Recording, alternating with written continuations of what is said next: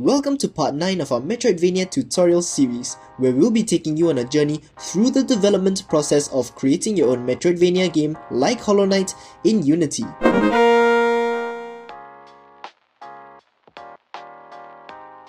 In this part of our Metroidvania tutorial series, we'll cover how you can add audio to your game, create menus and settings, and create game states to pause your game. By the end of this tutorial, you should have something that looks like this.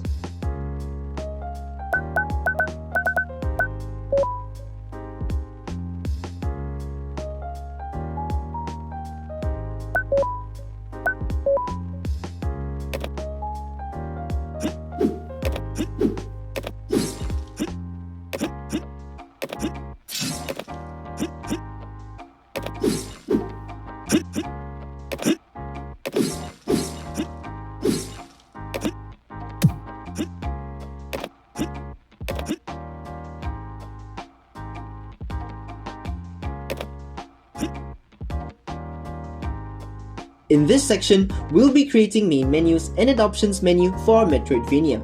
We'll also be creating a pause menu for our game. Let's first create a new scene called main menu. In it, we'll add a canvas to it and set the canvas to scale with screen size. Next, add a square sprite to the scene and scale its scale to 30.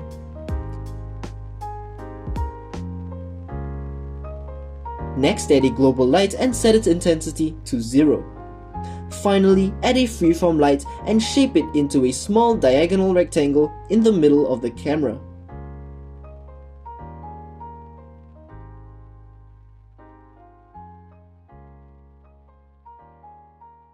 Set its intensity to 0.3, then set the falloff to 20 and the falloff strength to 1.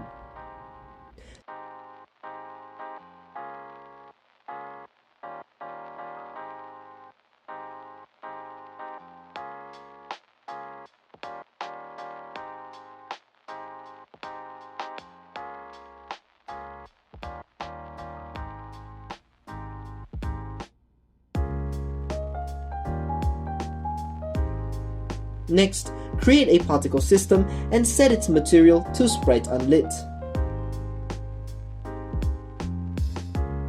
We'll then activate its texture sheet animation and set the sprite to the circle sprite from your packages folder.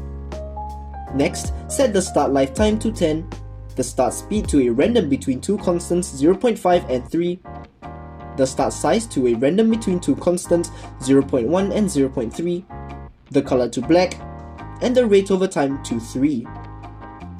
We'll then activate color over lifetime and set it to a random between two gradients.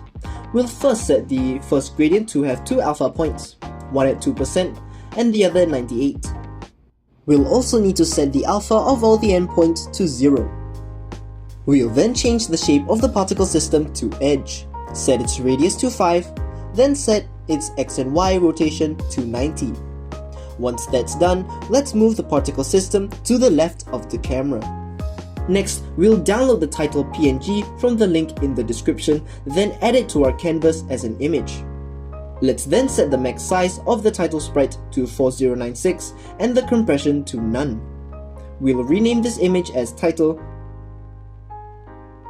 and set the pause Y to 95 and the width and height to 650. Let's also set it to preserve aspect ratio. Next, add a button to the canvas and name it Start. Then set the text to Start as well. We'll then set the normal, highlighted, and disabled colors of the button component to black.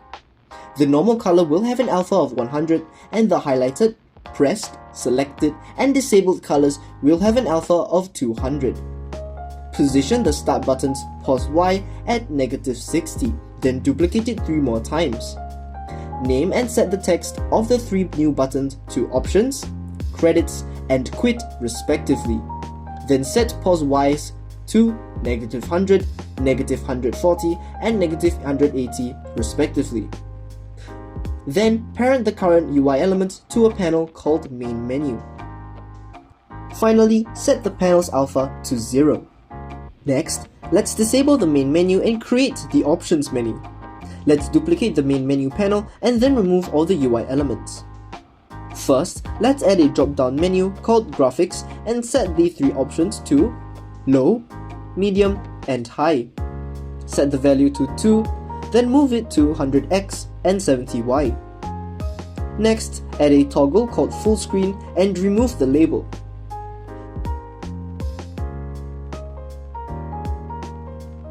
Finally, add a slider called Volume and move it to 170x and -70y.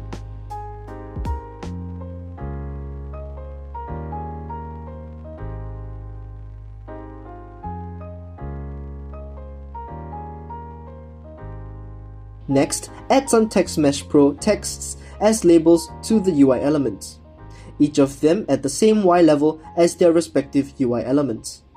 Set the exposition of this text to -125 and the alignment to right middle. Finally, duplicate a button from the main menu panel, move it to the options menu, and anchor and move it to the top left corner of the canvas by holding Shift and Alt while changing its anchor. After this, set the position of the back button to 10x and -10y. For the credits, we'll simply duplicate the options menu, rename the new menu to credits menu, then delete all the UI elements except for the back button. Once done, add a Text Mesh Pro text box and expand it to fill the panel, and move the Text Mesh Pro game object above the back button under the credits menu so that it doesn't block the back button from being clicked on. Then, credit yourself for your part in the creation of your game in the text box. Next, we'll want to fade between menus. Let's add a canvas group component to all of our menu panels.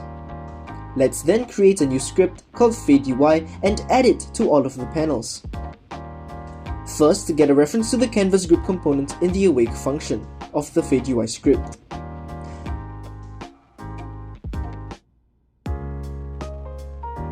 Next, we'll create a coroutine called Fade Out and pass in a float seconds variable. Next, set canvasGroup.interactable and canvasGroup.blocksRaycast to false, and set canvasGroup.alpha to 1.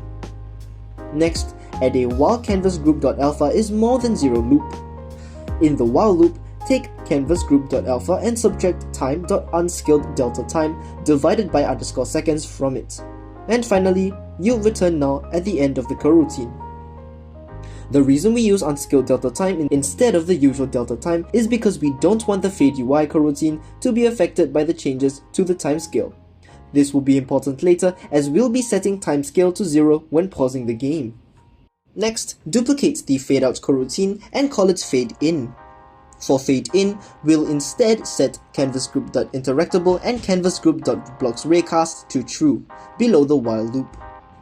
Then set canvasGroup.alpha to 0, then we'll change the while loop to while canvasGroup.alpha is less than 1. Finally, instead of subtracting, we'll add to canvasGroup.alpha value in the while loop. Next, we'll create 2 methods called Fade UI In and Fade UI Out. We'll pass in a float _seconds parameter into both of these methods. Finally, we'll start the Fade In and Fade Out coroutines in Fade UI In and Fade UI Out respectively.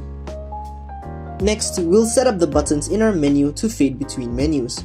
We'll first want to set the alpha to 0 and uncheck the interactable and blocks raycast checks in the options and credits menus as we want the main menu to be the default start menu. To configure our menu fading, we'll need our buttons to fade out the current script and fade in the new script on click. I'll be using the options button in the main menu as an example. For the first on-click event, we'll call the Fade UI Out function from the main menu and set the _seconds variable to 0.5. This will make the main menu fade out in 0.5 seconds. Next, we'll need to fade in the options menu by calling the Fade UI In method as the next on-click event in 0.5 seconds. Next, go to the options menu and do the same thing for the back button by first calling the Fade UI Out of the options menu in 0.5 seconds and then calling the Fade UI In of the main menu in 0.5 seconds. Now if you test the menu, you should have a fade between the options and main menus. Do the same for the credits menu.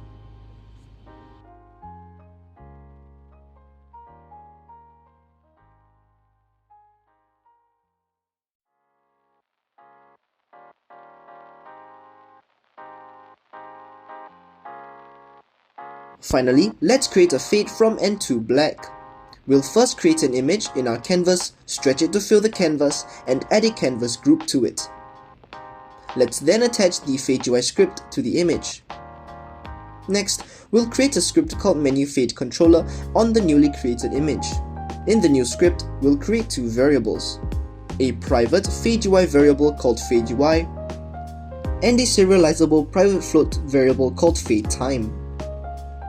Get a reference to the Fade UI script, then call the Fade UI out method. Let's then pass in Fade Time as the argument. Next, we'll create a coroutine called Fade and Start Game, with a string parameter called _scene to load in it.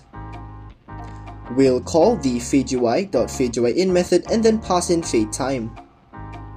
Then, wait for Fade Time amount of seconds. Then declare that you're using the Unity Engine.Scene Management library. And finally, load the _scene to load scene. Then, we'll start the coroutine with a new method called call fade and start game.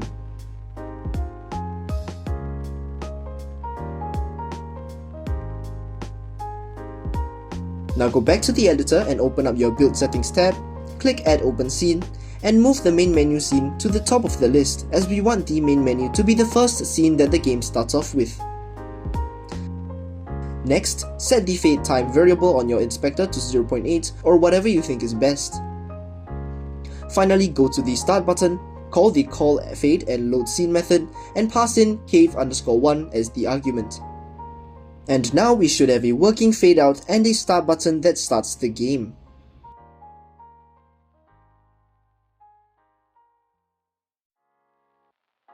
Now let's create some settings for our game. First, we'll configure the volume. First, create an audio mixer asset in your assets folder. Next, open the audio mixer and go to the master audio mixer group controller. Go to attenuation and right click on the volume, then expose it. Expose him! Expose him!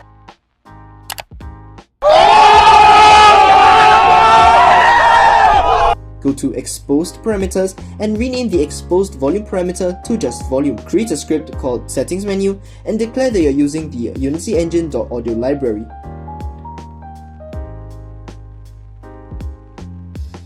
Next, create a serializable audio mixer variable called Audio Mixer and a public method called SetVolume. Then pass in a float _volume parameter, and in the method call AudioMixer.setFloat method and pass in the name of your exposed volume parameter as a string, in our case, volume. Then pass in the _volume float. Next, go to your options menu and set the audio mixer variable in the settings menu script. Then go to the volume slider component and call the setVolume method as a dynamic float. Now, you should have a working volume slider. Next, for our graphic settings, we'll need to go to our settings menu script and create a method called setQuality. We'll pass in an int _quality index parameter, then call the quality settings.setQuality level method while passing in our _quality index int into it. Gee, say that 3 times fast. Then we'll go to our graphics drop-down component in our editor and call the setQuality method a dynamic int. And now we should have a working graphics settings. Next, for our full screen setting, simply create a method called setFullScreen and pass in a bool parameter called _isFullScreen. In the method, set screen.fullscreen to _isFullScreen. Next, hit to the toggle component of our full screen and call the setFullScreen method as a dynamic bool. You'll only be able to test this feature out after you build your game, however, but it works. Trust me, I'm like a smart person. Finally, for the quit button in the main menu, create a method called quit, and then in quit, call the application.quit method. Then go to the quit button and call the quit method from the settings menu script on click. This will allow you to quit out of the game once you've built it. Trust me, I'm like a smart person. Now let's get pausing into the game. First, we'll set up the UI needed for pausing. Go to the canvas in cave_1 and click the arrow at the side to open the canvas prefab. Next, we'll want to add a panel and call it Pause Menu. Set the color of Pause Menu panel to black and the alpha to 150. Next, create a button called Resume. Set its text to resume and move it to 50Y. Change its height to 40, and let's also change its normal color alpha to 0 and its highlighted color alpha to 25. Next, duplicate the above button, rename its name and text to quit to main menu, then set its pause Y value to -25, and finally set the button's width to 200.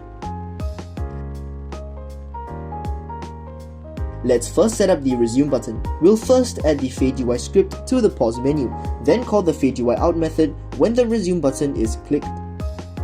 Let's then set up the quit to main menu button.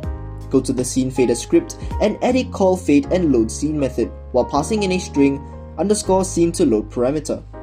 We'll then start the fade and load scene coroutine in the method while passing in fade direction .in as our fade direction and _scene to load as the string argument.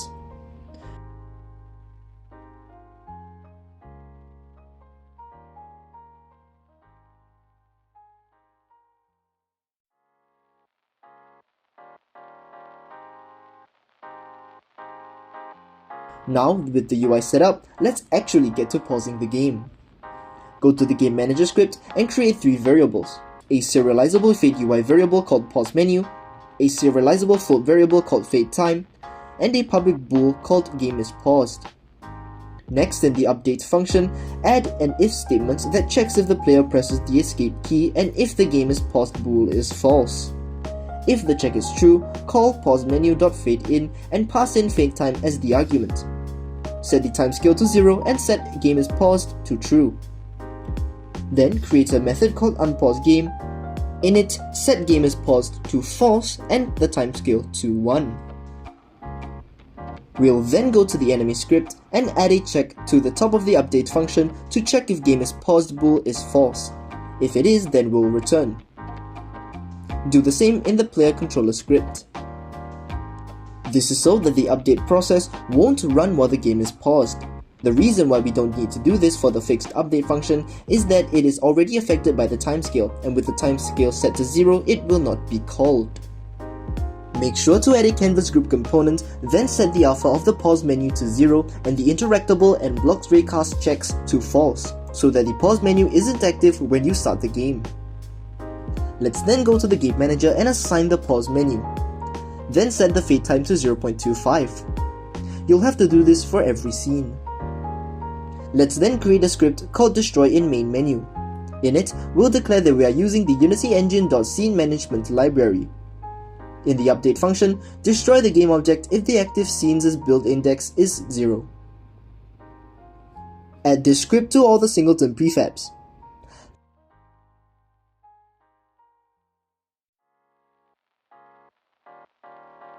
Finally, go to the resume and quit to main menu buttons and call the unpause method on click. And now you should have a functional pause mechanic.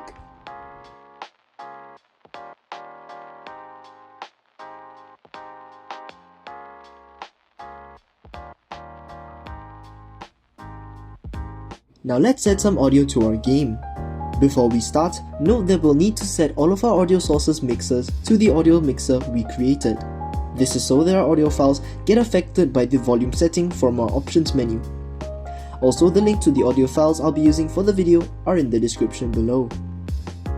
Let's add some sound effects for our UI. First, add an audio source to the canvas. Next, create a script on the canvas called UI Audio and create 2 serializable audio clip variables called hover and click respectively, and an audio source variable called audio source. Get the audio source component in start. Next, create 2 methods called sound over hover and sound on click. Then we'll play their respective audio clips using play one shot. Assign these 2 variables in the inspector. Next, let's find our call button component by searching for T:button in the hierarchy. This searches for all the button components in our scene. Next, for each one of these buttons, call the sound on click, add an event trigger component and add a point event. Call the sound on hover method on pointer enter.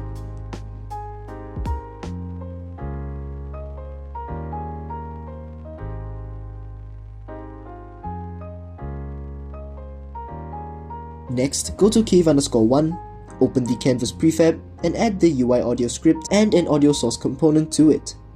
Then assign the audio clips, then search for the button components again, then follow the same steps that we did previously for the main menu buttons. Make sure to reference the canvas prefab and not the in-scene canvas for your canvas prefab UI sounds. Next, for the player sounds, let's go to the player prefab and add an audio source with a mixer set to the main mixer.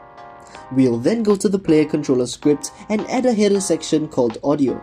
Under it, we'll add 4 serializable audio clips called landing sound, jump sound, dash and attack sound, spellcast sound, and hurt sound.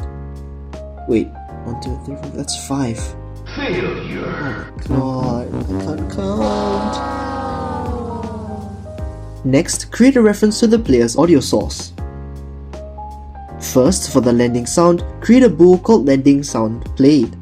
Then in the grounded if statement, for the update jump variables method, add an if statement that checks if the landing sound played is false. If it is, then play the landing sound and set landing sound played to true.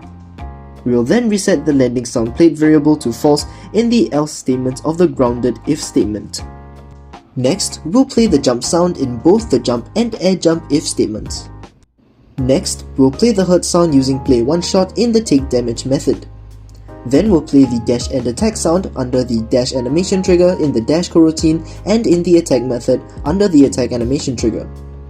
Finally, we'll play the spellcast sound at the top of the cast coroutine.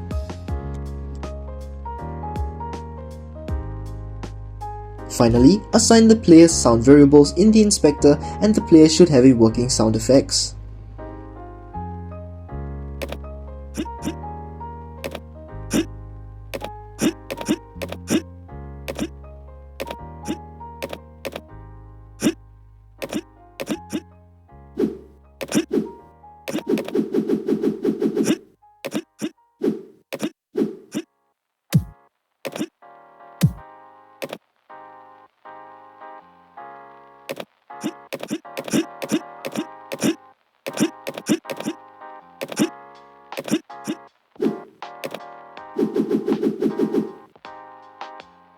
Now for the enemy hurt sound. First, we'll add in audio source to all of our enemy prefabs, and then assign the main mixer to the mixer variable.